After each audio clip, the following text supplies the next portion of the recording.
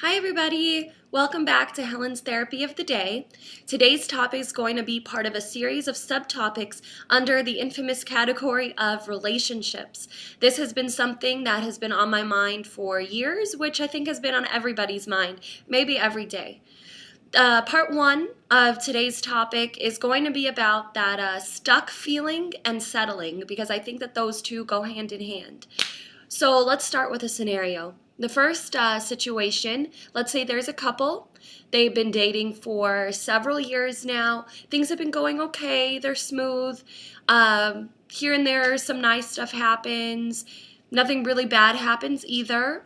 The fidelity should hopefully be, okay. But sometimes, of course, there might be one person in the relationship that strays here and there. They're not really sure why. They love their partner, but it just happens. And they have this internal feeling, maybe from both ends, that this just, I feel like there's something else out there. There's something more for me. But, the relationship I have right now is going okay too. And of course, this doesn't excuse infidelity either. That was just, giving some details onto what some typical relationships look like these days. So anyway, so back to the situation. So there's this couple of years now they've been dating, and one person might be more into it than the other. The other person sometimes feels that maybe there's something else out there for me, but then on the other hand, I have this relationship that's pretty good. It's okay. We have a good routine together. We have a system going on. How on earth would I even bring it up of breaking up? That just seems way too far from where we're at right now. And so that's kind of what I want to talk about today.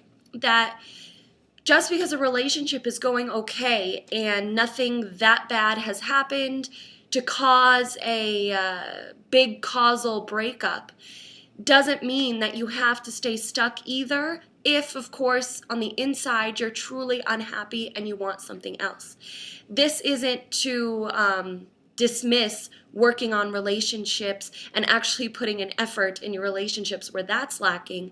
This is if those things have been tried, have been done, and you're just now really at the point where you're unhappy, but you're kind of riding this relationship out because nothing bad has been happening to cause a breakup, and you don't want to be the one to break up either, but you want something else. So this topic for today is to hopefully give you some thought about that just because it's going okay, that's sometimes what I call a C match. So to me, with with personalities, I think that everybody's personalities fall on a spectrum. There is no just black and white way of a person's personality, their characteristics, their traits. So with that, I think that when two people are in a relationship together, both of their personalities, which fall on a spectrum, line up somewhere. And to me, I feel that you could either be an A match, B match, C match. Of course, you get the pattern here. And there's not one that has to necessarily be better than the other. Just because you're a C match either doesn't mean that it's not going to work, because maybe both partners put a lot of effort, they enjoy their differences, and they make those differences mesh well together.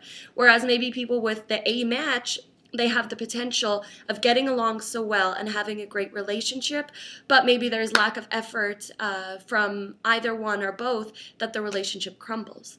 So this situation is just about two people who have just been kind of building this routine together, but one wants out and they don't want to put the effort anymore because they just want something else. They've tried, it's not working, and they don't see themselves with this person forever. So the part of being stuck and settling comes in, which I know a lot of women think too, that, wait a minute, at my age now, what am I going to go do? Break up with this person and then be single with the possibility of being single for who knows how long? Then when am I going to get married, have kids? Which goes back to my other topic of the time restraints and time limits that we put on ourselves. So one, let's forget about that. There is no time limit on your life as long as you're doing what you want to do when you're heading in that path. So two, don't let the fear of the unknown stop you from doing what you want in your life at that moment. Because think about it this way. Do you want to reach that certain age that you're still unhappy and this isn't the life you wanted, but you stuck with it because you feared what else you would have at that certain age? Which one would you rather have?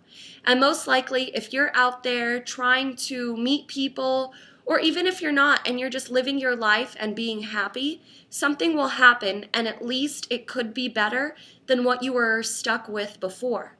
So that's not to say to just break up with somebody for no reason. This, of course, goes back to if you're truly unhappy, this isn't where you want your life, and you just kind of feel bad about breaking up with the person because you don't want to be the bad guy.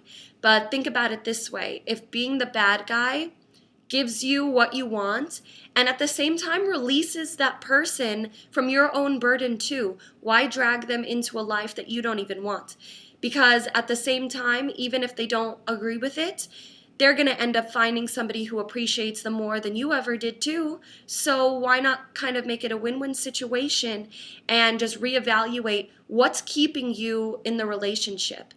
If only the fear of what's to come or what's not to come is keeping you in your relationship, that's not a very good reason to stay in that relationship. So again, that was topic number 1 for relationships, with staying stuck and settling when it's not what you want. So give that some thought. Let me know what you guys think. Bye.